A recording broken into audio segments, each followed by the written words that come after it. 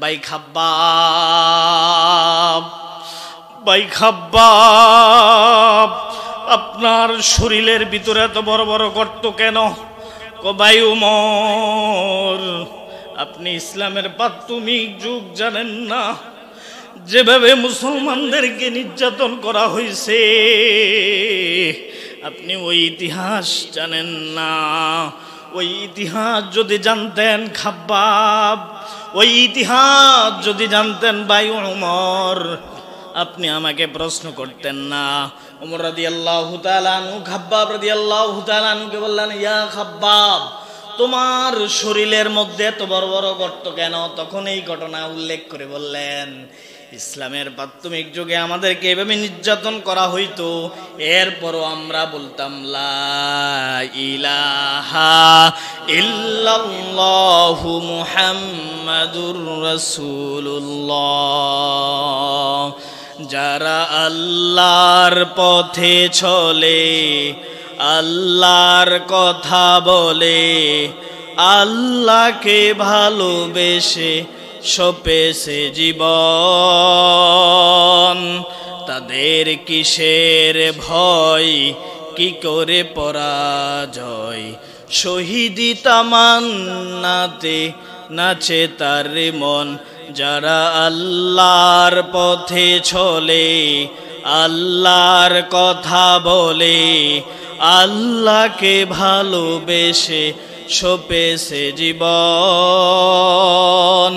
তাদের কিসের ভয়, কি করে পরাজয়?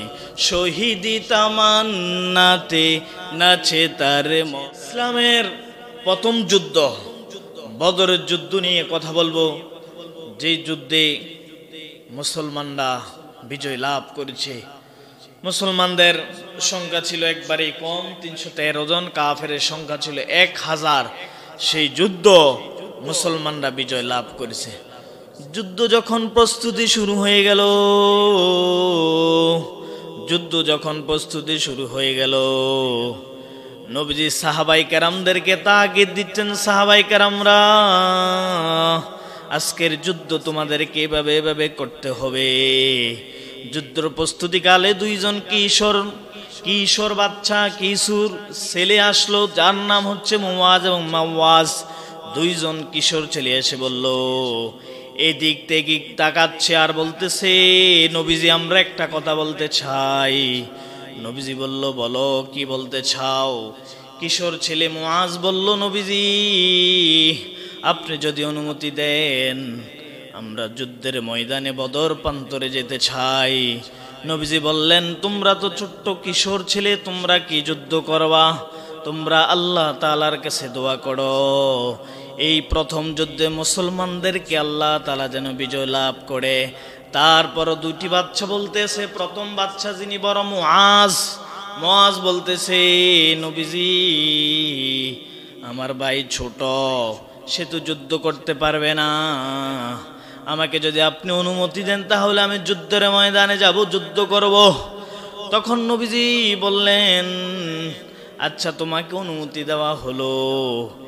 এরপরে ছোট ভাই বলতেছে নবীজিকে, ও নবীজি আমরা দুই ভাই একসাথে খেলা করি, একসাথে খাওয়া দাওয়া করি, একসাথে চলি, সে যদি যুদ্ধ চলে যায় তাহলে আমি কার সাথে থাকবো গো নবীজি?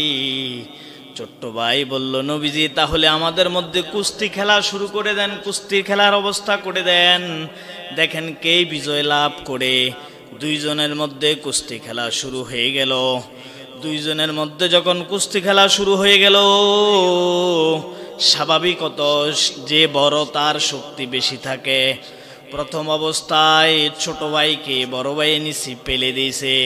এখন ছোট ভাই কানে কানে বলতেছে বা চোখের ইশারায় বলতেছে, ভাই আমি তো ছোট মানুষ, আমি তো জোরের গলার ঠেলায় বলি বলছি আমি যুদ্ধের ময়দানে যেতে পারবো, আমি আপনার সাথে কুস্তি খেলা জয়ী লাভ করব। তখন বললেন, আপনি এবার নিচে যান, আপনি আমাকে একটু সুযোগ করে দেন, আমি আপনাকে নিচে পেলে দেই। যখন নিচে পেলে দেওয়া হলো, নবীজি তাদেরকে দুইজনকে অনুমতি দিল যুদ্ধের ময়দানে যাওয়ার জন্য। সুবহানাল্লাহ পড়ে। যুদ্ধের ময়দানে মুসলমানদের প্রথম যুদ্ধ বদরের যুদ্ধ, যখন দুইজন ছোট্ট কিশোর যারা ইসলামের শত্রু, যেই শত্রু নবীজিকে নির্যাতন করলো, নিপীড়ন করলো, নবীজিকে গাল মন্দ করলো, সেই আবু জাহেলকে তারা, এই ছোট্ট দুই কিশোর তাদেরকে আবু জাহেলকে হত্যা করেছে এবং হত্যা করে তাকে জাহান্নামে পাঠিয়ে দিয়েছে। যুদ্ধ যখন শুরু হয়ে গেল, বদরের যুদ্ধ যখন শুরু হয়ে গেল, যুদ্ধের ময়দান রণক্ষেত, যুদ্ধ শুরু হয়ে গেল। এখন আব্দুর রহমান ইবনে আউফ রাদিয়াল্লাহু তাআলা আনহু বশিয়ান সাহাবী লক্ষ্য করলেন যে ছোট্ট দুইটা কিশোর যুদ্ধের ময়দানে ঘোরাফেরা করতেছে। দেখবেন সাধারণত আমরা যদি কোনো একটা দরবার বা কোনো কিছু মারামারি হয়, ছোট্ট বাচ্চারা যদি দৌড়াদৌড়ি করে, যারা কাজ করতেছে তারা ছোট্ট বাচ্চাদেরকে কিছুই মনে করবে না, বলবে যে এগুলি খেলাধুলা করার জন্য আসছে। যুদ্ধ যখন শুরু হয়ে গেল, যুদ্ধ রণক্ষেত, যুদ্ধ শুরু হয়ে গেল, আব্দুর রহমান ইবনে আউফ বশিয়ান সাহাবী সে লক্ষ্য করলেন দুইটা কিশোর বাচ্চা চারদিকে ঘোরাফেরা করতেছে। উনি একটু নার্ভাস ফিল করলেন, এরা কারা? তখন তারা আব্দুর রহমান ইবনে আউফ রাদিয়াল্লাহু তাআলা আনহুর নিকট আসলেন। আসার পর বলতেছে, তোমরা কারা? বলতেছে, ইয়া আম্মুন, হে চাচা, আমরা যুদ্ধ করার জন্য এসেছি। আমরা শুনেছি আমাদের আখিরি নবী, নবীদের নবী মুহাম্মাদুর রাসূলুল্লাহ সাল্লাল্লাহু আলাইহি ওয়াসাল্লামকে এই আবু জাহেল নির্যাতন নিপীড়ন করেছে, গালিগালাজ করেছে। আজকে তাকে আমরা হত্যা করার জন্য এসেছি। আব্দুর রহমান ইবনে আউফ বলে, সে তো আবু জাহেল বড় নেতা, তার বডিগার্ড রয়েছে, বেষ্টনী রয়েছে, অনেক কিছু রয়েছে, তোমরা কি তার কাছে যাইতে পারবে কিনা? তখন মুআজ এবং মাওয়াজ বললেন, নবীজি আব্দুর রহমান ইবনে আউফকে বললেন, চাচা আপনি আমাদেরকে দেখাই দেন আবু জাহেল কোনটা, আমাদেরকে একটু দেখাইয়ে দেন। আমার ভাইয়েরা, আমার বাবারা, ফাঁকি দিয়ে আরেকটা কথা বলি, দেখেন ছোট্ট দুইটা কিশোর নবীজির জন্য কত ভালোবাসা ছিল, যেই ভালোবাসার কারণে বদরের প্রান্তে যুদ্ধে তারা শহীদ হয়ে আল্লাহ তাদেরকে জান্নাতের মেহমান বানিয়ে দিয়েছেন। এজন্য আমার ভাইরা, আমার বাবারা, আপনার সবচেয়ে বড় যেই জিনিসটা সেটা হলো আপনার ঈমানটা যদি উজ্জীবিত হয়, আপনার ঈমানটা যদি স্ট্রং হয়, শক্তিশালী হয়, সেটা আপনার কাল কিয়ামতের ময়দানে আপনার জন্য সাফল্য অর্জন করতে পারবেন।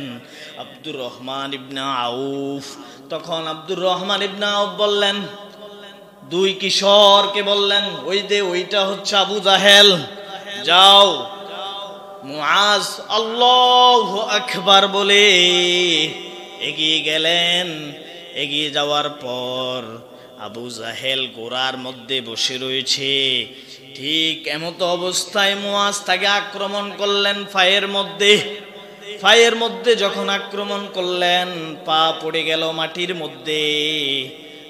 মধ্যে পড়ে যাওয়ার পর আমার ভাইরা, আমার বাবারা, এই দৃশ্য যখন আবু জাহেলের ছেলে ইকরামা দেখলেন, ইকরামা দেখার পর মুআজকে আক্রমণ করলেন, ডান হাতের মধ্যে আক্রমণ করলেন। মুআজকে যখন ডান হাতের মধ্যে আক্রমণ করলেন, একদম গোড়া থেকে পড়ে গেছে, একদম অল্প কিছু রয়েছে। এখন বাম হাত দিয়ে তরবারি ধরে রয়েছে। মুআজ যুদ্ধ শুরু করবে, কারণ আবু জাহেলকে, তাদের টার্গেট হচ্ছে আবু জাহেলকে হত্যা করবে, আবু জাহেলকে জাহান্নামে পাঠিয়ে দিবে। ওই যেই আবু জাহেল নবীজিকে অকাত্য ভাষায় গালিগালাজ করলো, সেই আবু জাহেলকে সেই জাহান্নামে পাঠিয়ে দিবে, সেই ইরাদা করলেন, ইচ্ছা পোষণ করলেন। এখন মুআজের শরীর থেকে ডান হাত অল্প কিছু অংশ লেগে রয়েছে, অল্প কিছু অংশ। এখন মুআজ যুদ্ধ করতে পারতেছে না। মুআজ এই ডান হাতটা পায়ের নিচে করে ডান হাতটা শরীর থেকে বিচ্ছিন্ন করে দিল। এবার যৌথভাবে ছোট ভাই এবং বড় ভাই যৌথভাবে আবু জাহেলের উপর আক্রমণ শুরু করলো। আক্রমণ করার পরিক্রমে দেখা যায় আবু জাহেল মাটির মধ্যে পড়ে গিয়েছে এবং শ্বাস নিঃশ্বাস নিতেছে, একটু দম রয়েছে। তার পূর্বে যখন আক্রমণ করলো ছোট ভাই বড় ভাই যৌথভাবে যখন আবু জাহেলকে আক্রমণ করলো, এই আবু জাহেলকে আক্রমণ করার পরে কাফের বেঈমান রাম মুশরিক ইহুদি নাসারারা এই ছোট্ট দুইটা কিশোরকে তারা শাহাদাত বরণ করা যে অর্থাৎ শহীদ করে দিয়েছে। এখন আবু জাহেলের শ্বাস নিঃশ্বাস একটু আসতেছে যাইতেছে। ঠিক এমত অবস্থায় আব্দুল্লাহ ইবনে মাসউদ আসলো। আব্দুল্লাহ ইবনে মাসউদ আসলো। আসার পরে দেখতেছে আবু জাহেলের শ্বাস নিঃশ্বাস নিতেছে। তখন তরবারি দিয়ে আব্দুল্লাহ ইবনে মাসউদ আঘাত করলেন। আঘাত করে আবু জাহেলকে জাহান্নামে পাঠিয়ে দিয়েছেন। আমার ভাইরা, আমার বাবারা, এই ঘটনা বলার উদ্দেশ্য হলো মুসলমানদের প্রথম যুদ্ধ বদরের যুদ্ধ কত কষ্ট করেছে দেখেন সাহাবায়ে কেরামরা। ছোট্ট দুইটা বাচ্চা কিশোর মাত্র, কিছুই জানে না, মোটামুটি জানে নবীর জন্য কত ভালোবাসা ছিল, নবীর জন্য কত প্রেম ছিল, ভালোবাসা ছিল। এই ভালোবাসার কারণে স্বয়ং আল্লাহ তাআলা বদরের যুদ্ধ মুসলমানদেরকে সাহায্য করে মুসলমানরা এই যুদ্ধের মেয়েদে বিজয় লাভ করে দিয়েছে। আমার ভাইয়েরা, আমার বাবারা, লম্বা সময় কথা না, লম্বা সময় কথা না। যুদ্ধের এই প্রস্তুতিকালে নবীজি খুব চিন্তিত, হায়রে মুসলমানদের অবস্থা তেমন ভালো ছিল না, অর্থনৈতিক অবস্থা তেমন ভালো ছিল না। স্বয়ং আল্লাহ তাআলা বললেন, নবী আমার, হাবিব আমার, আপনি চিন্তা করতে হবে না, এই যুদ্ধের মধ্যে স্বয়ং আল্লাহর ফেরেশতা পাঠিয়ে আপনাকে আমি বিজয় লাভের ব্যবস্থা করে দিব। আমার ভাইয়েরা, আমার বাবারা, এই ইসলাম প্রতিষ্ঠা করার জন্য অগণিত সাহাবায়ে কেরাম, তাবে তাবিঈন, ইম্মে তরিকত, ইম্মে মুস্তাহিদ দ্বীনের বিজয় লাভ করার জন্য, দ্বীনের বিজয়কে উৎসর্গ, দ্বীনের বিজয়কে প্রতিষ্ঠা করার জন্য নিজের জীবনকে উৎসর্গ করে দিয়েছেন। হযরতে খাব্বাব রাদিয়াল্লাহু তাআলা আনহু, তাকে কিভাবে নির্যাতন করা হয়েছে আপনারা জানেন না, অনেকে জানলে আশ্চর্যান্বিত হয়ে যাবেন। খাব্বাব রাদিয়াল্লাহু তাআলা আনহুকে যখন তিনি ইসলাম কবুল করছেন, ইসলাম কবুল করার কারণে খাব্বাব রাদিয়াল্লাহু তাআলা আনহুকে জ্বলন্ত কয়লার মধ্যে শোয়াইয়া দিতেন। আর জ্বলন্ত কয়লার মধ্যে শোয়াইয়া দেওয়ার কারণে ওনার শরীর থেকে মাংসগুলো খসে খসে পড়তো আর ওনাকে বলতো, ইসলাম ছেড়ে দাও, ইসলাম ছেড়ে দাও।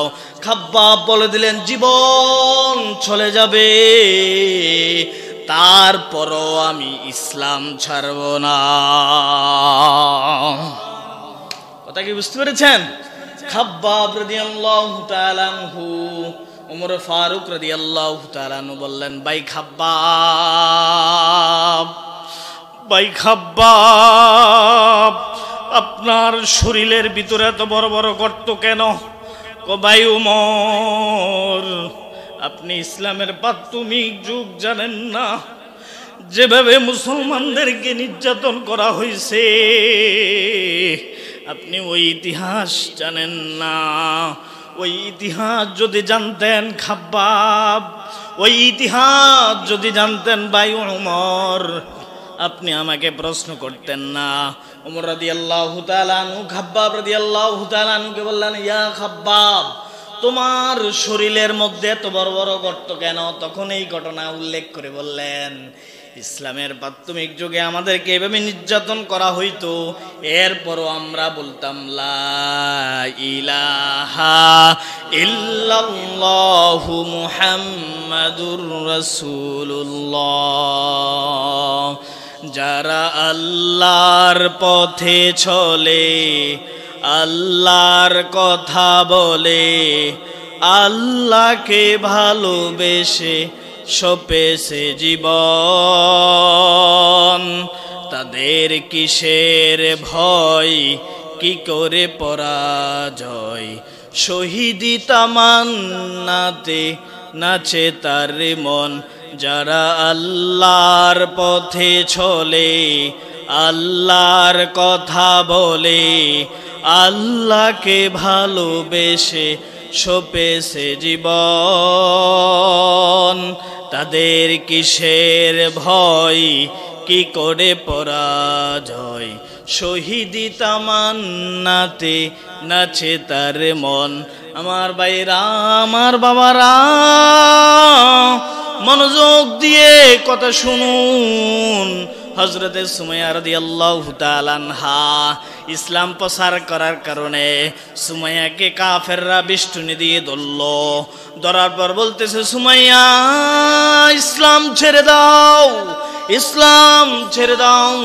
সুমাইয়া বললেন, না না না, আমি ইসলাম ছাড়তে পারি না, আমার জীবন চলে যাবে, কিন্তু আমি সুমাইয়া ইসলাম ছেড়ে দেব না। সুমাইয়া রাদিয়াল্লাহু তাআলা আনহুকে আমার বাবারা, আমার ভাইয়েরা, সুমাইয়া রাদিয়াল্লাহু তাআলা আনহাকে পাথরের মধ্যে শোয়াই দিয়েছে। কাফেররা চারদিক দিয়ে বেষ্টনী করে রেখেছে, বলতেছে, সুমাইয়া ইসলাম ছেড়ে দাও, ইসলাম ছেড়ে দাও, ইসলাম ছেড়ে দাও। সুমাইয়া রাদিয়াল্লাহু তাআলা আনহা বললেন, ইসলাম যেহেতু আমি আনুগত্য হয়েছি, ইসলামের প্রতি যেহেতু আকৃষ্ট হয়েছে, জীবন চলে যাবে, ইসলাম ছাড়া যাবে না। এবার কাফের বেঈমানরা, মুশরিক ইহুদি নাসারারা সুমাইয়া রাদিয়াল্লাহু তাআলা আনহার লজ্জাস্থানে আঘাত করলো। লজ্জাস্থানে আঘাত করার পরে সুমাইয়াকে বলতেছে, সুমাইয়া ইসলাম ছেড়ে দাও। সুমাইয়া বলতেছে, ও কাফের বেঈমান, তোমরা জানো না মুসলমান জাতি কারো কাছে মাথা নত করে না, জীবন চলে যাবে, কিয়ামত পর্যন্ত আমি সুমাইয়ার নাম সারা বিশ্বের, সারা পৃথিবীদের মুসলমানরা কিয়ামত পর্যন্ত স্মরণ করব। এজন্য আমি সুমাইয়া ইসলামের জন্য নিজের জীবনকে শহীদ করে দিয়েছি। আমার ভাইরা, আমার বাবারা, কিয়ামত পর্যন্ত মুসলমানদের অর্থাৎ মহিলাদের মধ্যে যিনি প্রথম শহীদ হয়েছেন তার নাম হচ্ছে সুমাইয়া রাদিয়াল্লাহু তাআলা আনহা। শুধু ইসলামের জন্য নিবেদিত প্রাণটাকে উৎসর্গ করে দিয়েছেন। আমার ভাইরা, আমার বাবারা, ইসলামের জন্য সাহাবায়ে কেরামরা কত নির্যাতন নিপীড়ন করেছেন। আপনারা যদি ইতিহাস খোলেন, ইতিহাস পড়েন, ওই সাহাবায়ে কেরামরা কত কষ্ট করেছেন, ওইখানে সব কিছু আপনারা খুঁজে পাইবেন। কি জন্য? তারা ইসলামকে প্রতিষ্ঠা করার জন্য। আপনারা দেখেছেন বর্তমানে সারা বিশ্বের মধ্যে যে রাষ্ট্র বর্তমানে সারা বিশ্বের মধ্যে আমেরিকাকে অর্থাৎ টপকিয়ে দিয়েছে, অর্থাৎ ওনারা খোলাফায়ে রাশিদিনের সিস্টেমে দেশ পরিচালনা করে, যেটা নবীজির যুগে ছিল, সেটা হচ্ছে আফগানিস্তান। আফগানিস্তানে দীর্ঘ 20 বছর তালেবান চেষ্টা করেছিল, কিন্তু তারা পাহাড়ে পাহাড়ে পর্বতে এখানে সেখানে গিয়ে আল্লাহকে দোয়া করেছেন, আল্লাহ তাদেরকে 20 বছর পরে বিজয় লাভ করে দিয়েছে। আমরা দেখেছি তারা সারা বিশ্বকে টপকিয়ে, আফগানিস্তানে যে মুদ্রা টাকা, তারা সারা বিশ্বকে টপকিয়ে এখন 1 নম্বর স্থানে তারা দখল করে নিয়েছেন। আমরাও দোয়া করি বাংলাদেশের মধ্যে এরকম একটা খোলাফায়ে রাশিদ ইসলামী রাষ্ট্র কবুল করুক। সকলে বলুন আমিন। আমার ভাইয়েরা, আমার বাবার, আমরা সকলের শাসন দেখেছি, কিন্তু ইসলামী শাসন ব্যবস্থা আপনারা দেখেন না বা অনেকে জানেন না। ইসলামী শাসন ব্যবস্থা অনেক সুন্দর। হযরতে ওমর রাদিয়াল্লাহু তাআলা আনহু যখন রাষ্ট্র পরিচালনা করতেন, ওমর রাদিয়াল্লাহু তাআলা আনহু কোন রকম সংসার চালাইতেন, তেমন টাকা পয়সা ছিল না, কোন রকম সংসার চালাইতেন। এক মাসে উনার টাকার খুব প্রয়োজন ছিল, অগ্রিম প্রয়োজন ছিল। উনি ক্যাশিয়ারের কাছে, কোষাধ্যক্ষর কাছে দরখাস্ত লিখলেন, অগ্রিম যদি আমাকে বেতনটা দেন তাহলে আমার জন্য ভালো হবে। এই কথা বলার পরে পরে কোষাধ্যক্ষ উল্টা আবার রিপ্লাই ওনার কাছে দরখাস্ত রাখলেন। হযরত ওমর রাদিয়াল্লাহু তাআলা আনহুকে বললেন, ওমর ভাই ওমর, আপনি যদি গ্যারান্টি দিতে পারেন এই সামনের এই কয়েকদিন বাঁচবেন, গ্যারান্টি দিতে পারেন, তাহলে আমি আপনাকে বেতন অগ্রিম দিয়া দিব। আর জোরে বললেন সুবহানাল্লাহ। অগ্রিম এরকম শাসন ব্যবস্থা দেখবেন খোলাফায়ে রাশিদিন যেটা হয়, আপনার রাষ্ট্রের প্রধান আপনার বাড়ি বাড়ি যাবে, এটাকে রাষ্ট্রে খোলাফায়ে রাশিদিনের যে পরিচালনা, আপনার খোঁজ খবর সবাই নেবে। এটা নবীজির যুগে ছিল, এখন এটা আফগানিস্তানে সুন্দরভাবে পরিচালিত হচ্ছে। যে কথাটা বলতেছিলাম আমার ভাইয়েরা, আমার বাবারা, আমরা ইসলামের জন্য এখানে কেউ বলতে পারবেন না ইসলামের জন্য আপনি ত্যাগ স্বীকার করেছেন, কেউ বলতে পারবেন? কথা বলেন না কেন? ইসলামের জন্য আপনারা কেউ ত্যাগ স্বীকার করেছেন? ইসলামের জন্য কেউ ত্যাগ স্বীকার করেন না। আপনি মনে করেন যদি কোনো একটা কাজ করেন, আপনার খুব কষ্ট হয়, অনেক কষ্ট করে আপনি আস্তে আস্তে করে অনেক কিছু করছেন, এখন আপনার কাছ থেকে যদি এটা চলে যায় দেখবেন আপনার কাছে খুব কষ্ট লাগবে। কিন্তু ইসলামের জন্য সাহাবাই কেরামরা, নবী আলাইহিস সালাতু ওয়াস সালামরা নিজের জীবনকে উৎসর্গ করে দিয়ে এরপরে ইসলাম প্রতিষ্ঠা করেছেন। দুঃখ লাগে, কষ্ট লাগে। আপনি কামিল পাস করেছেন, দাওরা হাদিস পাস করেছেন, মুফতি, মুহাদ্দিস, মুফাসসির, আপনার ঘরের মধ্যে পর্দা নাই। এই পর্দার জন্য বহু সাহাবায়ে কেরাম ইসলামের নিবেদিত প্রাণকে উৎসর্গ করে দিয়েছেন। আপনি মাওলানা সাহেব, আপনি মুহাদ্দিস, আপনি মুফতি সাহেব, আপনি হুজুর, ইমাম, খতিব, আপনার ঘরের মধ্যে পর্দা না। আপনি আল্লাহকে কিভাবে জবাবদিহিতা করবেন? আপনার প্রতি আমার ধিক্কার জানাই। আপনি এই আলেম হওয়ার কারণে, এই কামিল পাস করার কারণে, দাওরা হাদিস পাস করার কারণে, ইমাম, মুয়াজ্জিন, খতিব, মুফতি, মুহাদ্দিস, মুফাসসির হওয়ার কারণে কোনো কাজে আসবে না। আপনি যদি আপনার পরিবার পরিজনকে যদি পর্দায় না রাখতে পারেন, আপনার এই ফরার কোনো মূল্য আছে? কথা বলে না, এই ফরার কোনো মূল্য আছে? আপনি আলেম হইলেন কি কারণ? আমাকে জবাব দেন। আল্লাহর কাছে কি জবাব দিবেন? আপনার ওয়াইফ অবৈধ মেলামেশা, যার সাথে ইচ্ছা তার সাথে হাঁটা উঠা চলা বসা করতেছে, আপনি কিছুই বলতেছেন আপনি আলেম। আপনি আলেম। এই কারণে আলেমদেরকে দিয়ে আল্লাহ তাআলা সর্বপ্রথম জাহান্নাম উদ্বোধন করবে, শুধু আপনাদের মতো আলেমদের কারণে। এই পর্দা ফরজ করার জন্য বহু নারী সাহাবী নিজের জীবনকে উৎসর্গ করে দিয়েছেন শুধু পর্দা ফরজ করার কারণে, পর্দা ফরজ করার জন্য। আর আপনি এই পর্দাকে আপনি বুড়ি আঙ্গুল দেখান। আল্লাহর কাছে আপনাকে জবাবদিহিতা করতে হবে। এক একটা বিবাহের মধ্যে যেভাবে পর্দা খেলাফ হয়, আপনারা কিছুই মনে করেন না, অবজ্ঞা মনে করেন। যেই ধরনের পর্দা খেলাফ হয়, এগুলো ভালো ছেলে সন্তান কখনো প্রোটেকশন হবে না। সুন্নাহ মোতাবেক করেন, সুন্নাহর দিকে আসেন, তাহলে আপনার সুন্দর ভালো সন্তান প্রোটেকশন হবে। আপনি কি সুন্দর খেলা, হলুদ অনুষ্ঠান করতেছেন বিয়ার মধ্যে, আপনি খুব খুশি। আপনি মালানা সাহেব, হুজুর সাহেব, হাজি সাহেব, আল্লাহর ওলি, বুজুর্গ, আমনে জবাবদিহিতা করতে হবে। আপনার মতো আলেমদেরকে দিয়ে আল্লাহ জাহান্নাম উদ্বোধন করে দেয়। তোমাকে আলেম বানাইছে, কোরআন হাদিস পড়ছো না, কষ্ট লাগে, খুব কষ্ট লাগে, পর্দা নাই বললে চলে। আপনি আলেম হইছেন কি জন্য? আমার বাবারা, আমার ভাইয়েরা বলেন, আপনি পর্দার এগুলো পড়েন নাই, সাবজেক্টগুলো পড়েন নাই, কোরআন হাদিস পড়েন না, তো আপনি আলেম হই কি লাভ হয়েছে? সমাজের, রাষ্ট্রের কি লাভ হয়েছে? সমাজ রাষ্ট্র বাদ দেন, আপনার আহেল অর্থাৎ আপনার পরিবারকে ঠিক করেন না। আপনার বল সাইনামাল, আপনার ওয়াইফ সাইনামাল, সবাই দেখতে পারে, সবার সাথে কথা বলতেছে, আপনি এটার কিছুই মনে করেন না। বুড়ি আঙ্গুল দেয়া পর্দা বিধানকে কিছুই মনে করেন না। বাংলাদেশের মধ্যে কি জবাবটা কি দিবেন আল্লাহর কাছে? জবাব দেওয়ার কোন রাস্তা আছে? অনেকে মনে করতেছে আরে হুজুর কত রুক্ষভাবে বলে, আমার কিছু আসে যায় না। আপনারা যদি কেউ জান্নাতে যান, জাহান্নামে যান, আমার কিছু আসে যায়? তবে জান্নাতে গেলে এটা লাভ বলতে পারবো, যে আমার দ্বারা একটা লোক হেদায়েত হয়েছে, কোরআন হাদিসের দিকে দাবিতে হয়েছে, এটাই আমার জন্য সাফল্য। ঠিক কিনা বলেন?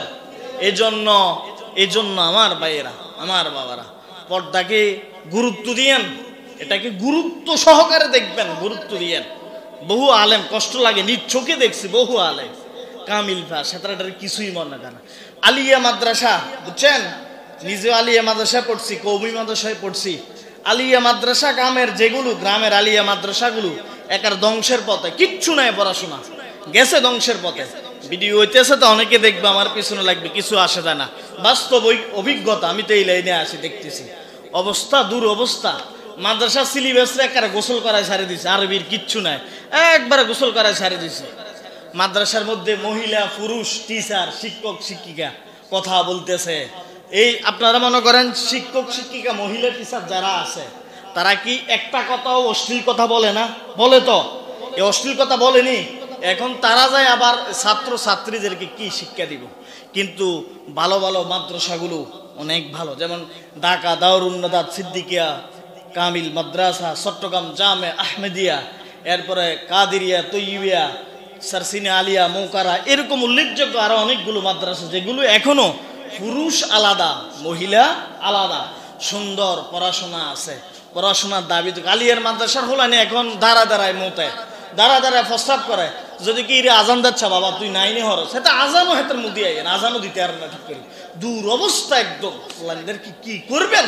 দূর অবস্থা। এই জন্য আল্লাহর কাছে দোয়া করে, আল্লাহ রব্বি হাবলি মিনাস সলিহিন, আল্লাহ আপনি আমাকে নেক সন্তানের সুসংবাদ দেন। আল্লাহর কাছে এটা দোয়া করতে হবে। আখিরি জামানা আমার ভাইয়েরা, আমার বাবারা, কষ্ট করেও ছেলে সন্তান মানুষ করতে পারবেন না, এই জন্য আল্লাহর কাছে বেশি বেশি দোয়া করেন। এরপরে আমার আম্মাজিদের বলছি, মা গো মা, কিতা মনে করেন মা, এই দুনিয়াটা কি মনে করেন খেয়াল তামাশা? এটা মনে করতেছেন? ও মা, খেয়াল তামাশা মনে করবেন না মা, কাউকে আঘাত দিয়ে কথা বলার দরকার নাই গো মা, একবার চিন্তা করেন গো মা, আপনার সবেমাত্র বিবাহ হয়েছে, বিবাহ হওয়ার পর একদিন দুই দিন গেল, আপনি ইন্তেকাল করলেন, মৃত্যুবরণ করলেন, আল্লাহর দরবার চলে গেলেন। কিন্তু আপনি যে দুনিয়া করতেছেন, এই 2 দিন হওয়ার পর আপনি যখন মৃত্যুবরণ করলেন, আল্লাহর সান্নিধ্য চলে গেলেন, আপনার স্বামী, কোনো সন্দেহ নেই, আপনার স্বামী দ্বিতীয় বিবাহ করে ফেলবে। ঠিক কিনা বলেন? দেরি করবে না। এজন্য গো মা,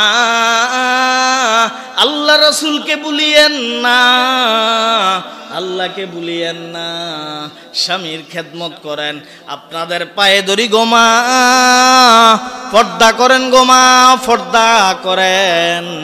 মাগো মা, একবার চিন্তা করেন গো মা, আপনার মতো কত রূপসী নারী কবর দেশে শায়িত হয়ে গেছে গো মা, আপনার রূপ দিয়ে কত কিছু করেন গো মা, কোনো লাভ নাই গো মা। স্ত্রী পুত্র ভাই বোন সন্তানাদি এত কিছু করলেন, সংসার করলেন, আপনি এত সুন্দর বিল্ডিং অট্টলিকা করলেন গো মা, যখন আপনি মৃত্যুবরণ করে ফেলবেন, আপনার 2টা সন্তান বা 3টা সন্তান রয়েছে, আপনি যখন মৃত্যুবরণ করবেন গো মা, আপনার স্বামী দেরি করবে না, দ্বিতীয় বিবাহ করে ফেলবে। ঠিক কিনা বলেন? এজন্য গো মা, পর্দা করেন মা, আপনাদের ফাই ধরি গো মা, পর্দা করেন গো মা, দেবরের সাথে দেখা দিন না। কিছু মানুষ মনে করে এটা কিছুই না, দেবরের সাথে আমি দেখা দিব, এটা আরো ভালো, ছোট বোন বড় বোন, এটা কিছুই না। অথচ নবীজি বলছি কি, আর আমি আর আপনি বলি কি?